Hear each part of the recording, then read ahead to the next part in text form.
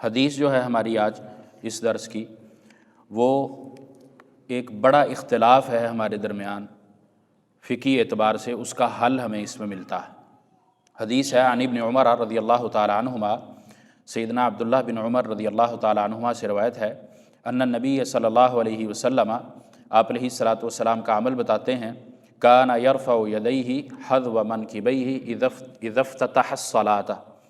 کہ آپ علیہ الصلاۃ والسلام جب نماز شروع کرتے، ابتدا کرتے، نماز میں داخل ہوتے تو اپنے دونوں ہاتھوں کو اپنے کندھوں کے برابر اٹھاتے۔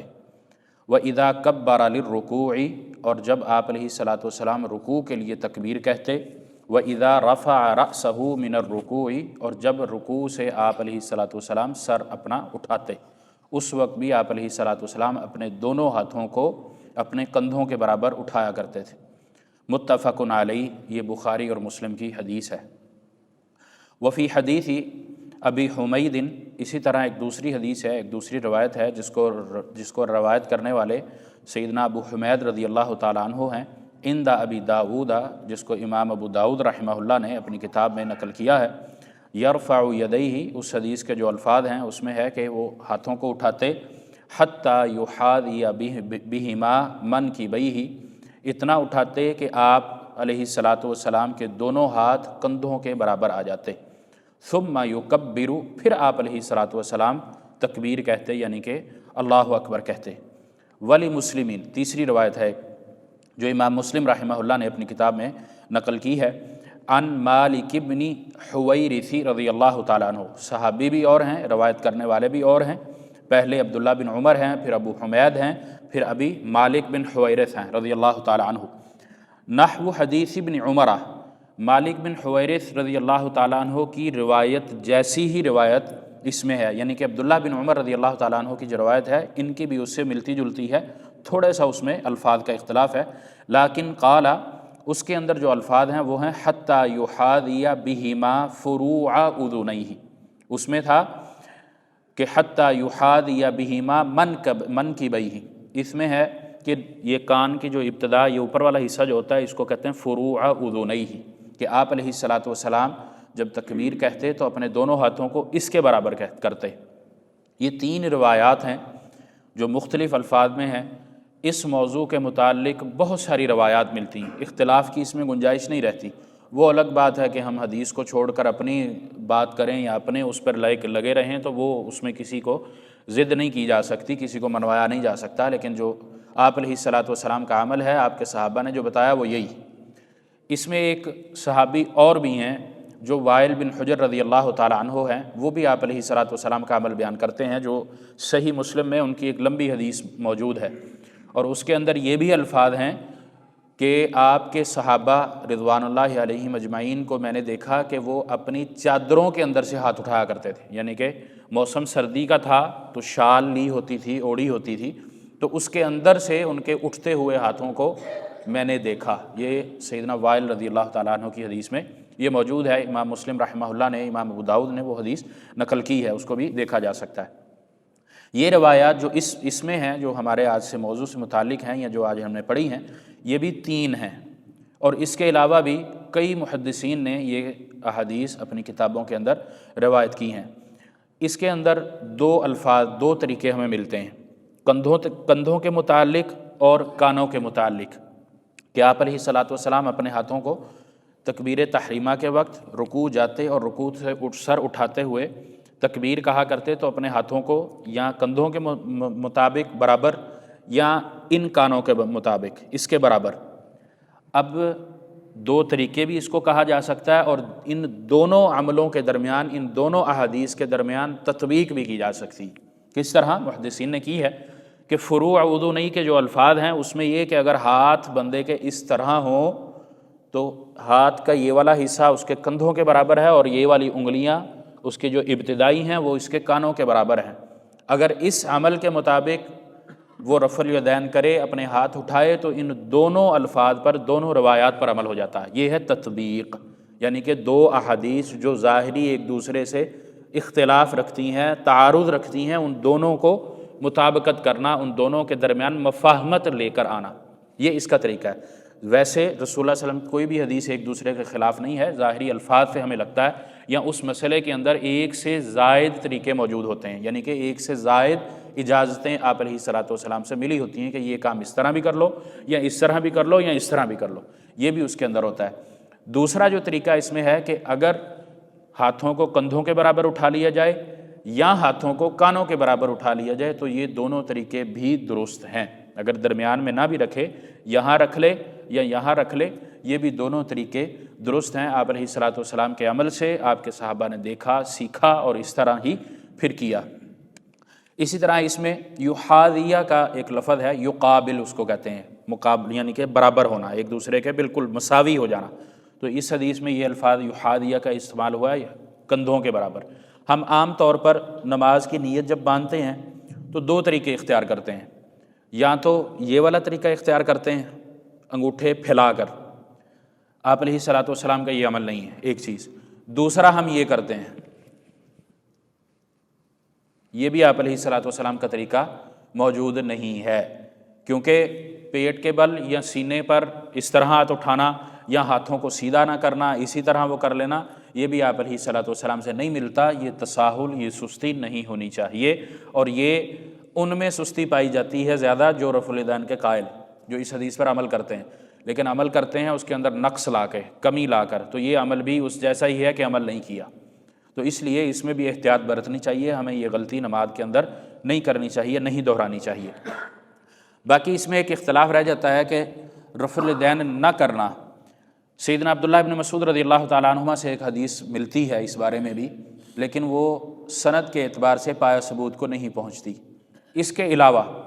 دیگر جتنی بھی روایات ہیں، یہ اس کا میں نے ذکر کیا جو کچھ حد تک باقیوں سے مضبوط اور بہتر ہے، باقی جتنی بھی احادیث ملتی ہیں وہ اس ثبوت تک نہیں پہنچتی کہ ہم نماز کے اندر یہ عمل کریں، یعنی کہ ہاتھ نہ اٹھانے والا، ہاتھ اٹھانے والا عمل یہ متفقن علیہ ہے، اور متفقن علیہ میں بخاری اور مسلم آتی ہے۔ اس کے بعد باقی جتنی بھی کتب ہیں،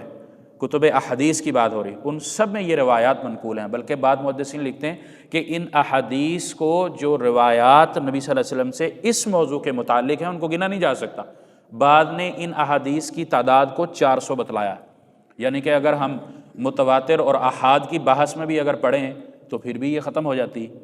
کہ یہ اتنی تواتر سے نبی علیہ الصلوۃ والسلام سے یہ حدیثیں ملتی ہیں، یہ عمل ملتا ہے نماز کے اندر کہ ہمیں چھوڑنا زیب نہیں دیتا، ہماری نمازوں کے اندر یہ نقص پیدا کرتا ہے، اس لیے اس عمل کو اختیار کرنا چاہیے، کیونکہ آپ علیہ الصلوۃ والسلام کی سنت ہے، ہم آپ کے امتی ہیں، اور امتی ہونے کا تقاضا یہ ہے کہ ہم آپ کی اتباع اور فرمانبرداری اسی طریقے سے کریں جس طرح کرنے کے لیے ہمیں کہا گیا ہے، اسی میں ہماری نجات ہے۔ باقی ایک اور بھی حدیث ہے جس میں نبی علیہ الصلوۃ والسلام سے 2 رکعت کے بعد کا بھی رفع الیدین کا ذکر ملتا ہے۔ پہلا یہ 3 جو مسلسل ہیں جن کی تعداد 400 بعد محدثین نے کی، بعد نے کہا کہ یہ کثرت سے ہیں، ان کا حساب نہیں رکھا گیا، اور ایک روایت جو ہے اس میں 2 رکعت کے بعد ہے۔ اب یہاں پر بھی تھوڑی سی غلطی ہم کرتے ہیں، ہم سمجھتے ہیں کہ شاید تشہد کے بعد رفع الیدین ہے، پہلے تشہد کے بعد رفع الیدین ہے، یہاں ہمیں غلطی لگتی ہے۔ نبی علیہ الصلوۃ والسلام کی اس متعلق جتنی بھی احادیث ہیں وہ ساری رکعتین کے بعد ہیں، تشہد کا اس سے کوئی تعلق نہیں، وہ تشہد میں بیٹھا ہے یا نہیں بیٹھا، اگر اس کی 2 رکعتیں، تیسری کے لیے وہ کھڑے ہوتے رفع الیدین کرے گا، اس غلطی کی اصلاح کریں۔ اس بات کا تعلق ان سے ہے جو کرتے ہیں، جو نہیں کرتے ان سے کوئی تعلق نہیں، لیکن جو کرتے ہیں وہ بھی غلط جگہ پر کرتے ہیں۔ کس طرح کہ ہم نے پہلی رکعت امام کے ساتھ ادا کی ہے، وہ مثال کے طور پر مغرب کی ہے، یا کسی بھی نماز کی دوسری رکعت ہے، امام کی دوسری رکعت ہے، ہم پہلی میں آ کے شامل ہوئے ہیں، امام اب کھڑا ہوگا امام تشہد کے بعد جب کھڑا ہوگا تو ظاہری سی بات ہے وہ کرے گا، ہم بھی لا علمی میں کرتے ہیں، یعنی کہ جس کی دوسری رکعت شروع ہو رہی ہے وہ بھی کرتا ہے۔ یاد رکھیں اس کا تعلق تشہد سے نہیں ہے،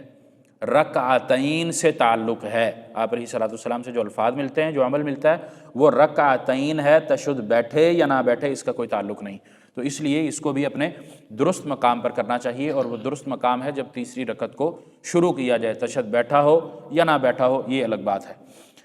اسی طرح اسی حدیث میں بعض محدثین نے، بعض فقہاء نے اس میں تھوڑا سا جو اختلاف بھی کیا ہے وہ نقل کیا امام شافعی رحمہ اللہ، اور اسی طرح امام احمد، ابو ثور، ابن اسحاق بن راہویہ رحمہم اللہ اجمعین، یہ اس کے حق میں۔ امام ابو حنیفہ رحمہ اللہ کے نزدیک وہ رفع الیدین کو ترک کرتے ہیں، چھوڑتے ہیں،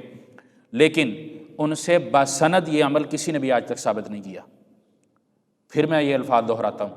بسند امام ابو حنیفہ رحمہ اللہ سے ترک رفع الیدین کو آج تک کسی نے بھی ثابت نہیں کیا۔ یہاں تک کہ فقہ حنفی کی جو نماز ادا کی جاتی ہے اس کے اندر بھی بسند امام ابو حنیفہ سے یہ عمل نہیں ملتا، کسی نے ذکر ہی نہیں کیا تو ملنا کہاں سے،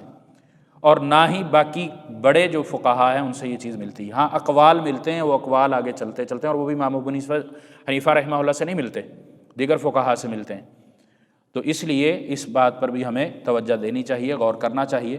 اور اسی طرح امام مالک رحمہ اللہ سے بھی یہی منقول ہے کہ وہ بھی اس کے قائل اور فاعل ہیں، یعنی کہ تینوں فقہا کی ہم بات کریں جن میں بڑے بڑے ہیں، امام احمد بن حنبل، امام مالک اور امام شافعی اور امام ابو حنیفہ رحمہ اللہ، یہ چاروں ہی اس بات کے قائل ہیں۔ امام ابو حنیفہ رحمہ اللہ کی طرف نسبت اس عمل کی جاتی ہے، لیکن بسند یہ ثابت نہیں ہے۔ اس وجہ سے میں کہتا ہوں کہ چاروں فقہا ہی اس کے قائل ہیں، اور اگر امام ابو حنیفہ کو نکال بھی دیا جائے رحمہ اللہ تو ان کے لیے اس بات کو ثابت کرنا ضروری ہے کہ وہ اس عمل کو کرتے تھے یا نہیں کرتے تھے۔ تو اس لیے یہ بات بھی یہاں واضح ہو جاتی۔ اور ویسے بھی جب نبی علیہ الصلوۃ والسلام کی حدیث اور آپ کا عمل آ جائے تو پھر کسی امتی کی بات قابل اعتبار اور قابل حجت نہیں رہتی، یہاں تک کہ صحابی کی بھی۔ یہ بات عام طور پر ہم کہیں کسی جگہ پر کریں یا عام لوگوں میں کریں تو وہ بڑا برا محسوس کرتے ہیں کہ لو جی صحابی کے بارے میں ایسے کہتا ہے، لیکن دوسری طرف رسول اللہ صلی اللہ علیہ وسلم میں ہمارا دھیان ادھر نہیں جاتا۔ آپ علیہ الصلوۃ والسلام حجت ہیں، شریعت آپ پر نازل ہوئی ہے، اللہ رب العالمین نے اس عمل کے متعلق ہم سے پوچھنا ہے جو رسول اللہ نے سکھایا، جو کسی امتی نے سکھایا اس کے بارے میں نہیں۔ ہاں وہ آپ صلی اللہ علیہ وسلم کی سنت کے مطابق ہوگا تو الحمدللہ، مخالفت میں ہوگا تو آپ صلی اللہ رب العالمین نے کھڑے کر لینا کہ نبی نے تو یہ بتایا تھا، تم نے کیا کیا تھا۔ تو یہ وہی اللہ رب العالمین کا فرمان بھی یہاں پر یاد ہے، وَمَن يُشَاقِّ الرَّسُولَ مِن بَعْدِ مَا تَبَيَّنَ لَهُ الْهُدَىٰ وَيَتَّبِعْ غَيْرَ سَبِيلِ الْمُؤْمِنِينَ نُوَلِّهِ مَا تَوَلَّىٰ وَنُصْلِهِ جَهَنَّمَ۔ اللہ نے تو فیصلہ سنایا ہوا ہے، رسول کے علاوہ اگر کسی چیز کو ہم اپنائیں گے تو وہ پھر جہنم کی طرف ہی انسان کو لے کر جاتا ہے۔ بہرحال اس سے ہمیں بچنا چاہیے۔ باقی اس میں عشرہ مبشرہ صحابہ رضوان اللہ علیہم اجمعین اور خلفاء عشرہ مبشرہ میں شامل ہو جاتے ہیں، اور کئی صحابہ سے یہ عمل آپ علیہ الصلوۃ والسلام سے ملتا ہے، اور اس کی تفصیل فتح الباری میں بھی، التلخیص الحبیر میں بھی، اور اسی طرح جز رفع الیدین امام بخاری پر ایک کتاب موجود ہے، اس کے اندر بھی روایات امام بخاری پر ایک کتاب ہے، اس کے اندر اس کو تفصیل سے دیکھا جا سکتا ہے۔ وائل بن حجر رضی اللہ تعالیٰ عنہ کی حدیث کا میں نے شروع میں ذکر کیا تھا۔ آپ علیہ الصلوۃ والسلام پر ایمان لے کر آنے والے یہ وہ صحابی ہیں جو غزوہ تبوک کے بعد اسلام لے کر آئے ہیں۔ اب یہاں پر یہ بات واضح ہوتی ہے، جو کہتے ہیں جی رفع الیدین پہلے تھا بعد میں نہیں تھا۔ پہلے کب تھا؟ جب بت رکھے جاتے تھے، بغلوں میں بت رکھے جاتے تھے، اس وقت آپ علیہ الصلوۃ والسلام نے اس کا حکم دیا تھا، اور اس کے بعد پھر نہیں تھا، اس وجہ سے اس کو منسوخ کر دیا گیا۔ اگر اس بات کو بھی مان لیا جائے تو پھر بغلوں میں کی کوئی بھی ایسی چیز یا کوئی بھی پتھر، کوئی بھی ڈھیلی رکھ کے مجھے دے دیں یا آپ خود کر لیں، ہم سے تو نہیں گرتی، اس سے کسی سے گرتی ہو تو پتہ نہیں، ہم سے تو نہیں گرتی کہ اگر ہم ہاتھ اٹھائیں اس کے مطابق جو حدیث میں ہے کہ حذو منکبیہ یا اذنیہ، اس کے برابر کریں تو نہیں گرتے، ہاں اگر ایسے کی جائے تو پھر تو گرتے ہیں۔ تو اس لیے یہ لاجک عقلی طور پر ہی قابل قبول نہیں ہے۔ باقی منسوخ کی بات کی جائے تو پھر وائل بن حجر رضی اللہ تعالیٰ عنہ کی جو حدیث ہے وہ اس کے لیے کھلا ثبوت ہے کہ آپ رضی اللہ تعالیٰ عنہ نے اس بات کو اس وقت بیان کیا جب آپ علیہ الصلوۃ والسلام اپنی آخری عمر میں تھے۔ غزوہ تبوک کے بعد 9 ہجری میں یہ اسلام قبول کرتے ہیں، اور چادروں کے اندر جو روایت ہے صحیح مسلم کے اندر کہ صحابہ کو میں نے ان کی چادروں کے اندر رفع الیدین کرتے ہوئے دیکھا تھا، وہ 10 ہجری کا واقعہ، اور 10 ہجری کی سردیوں کا واقعہ ہے۔ آپ علیہ الصلوۃ والسلام 11 ہجری کے ابتداء میں یعنی ربیع الاول میں اس دنیا سے جاتے ہیں، تو پھر منسوخ کا کوئی کانسیپٹ باقی نہیں بچتا۔ اور پھر سیدنا وائل بن حجر رضی اللہ تعالیٰ عنہ یہ سیدنا معاویہ رضی اللہ تعالیٰ عنہ کے دور میں فوت ہوئے ہیں، یعنی کہ ابو بکر کا پورا دور، عمر کا پورا دور، عثمان کا پورا دور، علی کا پورا دور، درمیان میں حسن کا بھی رضی اللہ تعالیٰ عنہم اجمعین، ان سارے ادوار کو انہوں نے دیکھا، اور اس طرح کی بعد میں کوئی روایت موجود نہیں۔ تو اس لیے یہ شائبہ اس کے اندر نہیں ہونا چاہیے کہ یہ منسوخ ہے یا یہ گھوڑے کی دم کی طرح ہے۔ وہ گھوڑے کی دم والا مسئلہ بھی صحیح مسلم میں موجود ہے، وہ سلام سے متعلق ہے، اور امام مسلم اس حدیث کو لائے بھی باب التسلیم میں، یعنی کہ سلام پھیرنے والی، کیونکہ صحابہ جب سلام پھیرا کرتے تو مصافحہ کیا کرتے تھے، السلام علیکم ورحمۃ اللہ، السلام علیکم ورحمۃ اللہ۔ اور اگر مشاہدہ کسی نے کرنا ہو تو گھوڑے کسی کو دیکھ لیں یا کسی استبل میں چلا جائے تو گھوڑا دم اس طرح ہلاتا ہے یا اس طرح ہلاتا ہے، وہاں پر بھی یہ مسئلہ واضح ہو جاتا ہے۔ تو ہم نے حدیث کو رد کرنے کے لیے عجیب و غریب قسم کی باتیں کھڑی ہوئیں، عجیب و غریب قسم کے ہیلے اور تعویلیں کی ہوئی ہیں صرف حدیث کو چھوڑنے کے لیے۔ تو اس لیے یہ چیزیں ہمیں زیب نہیں دیتی، بطور مسلمان ہمیں اس چیز کا احتیاط کرنا چاہیے۔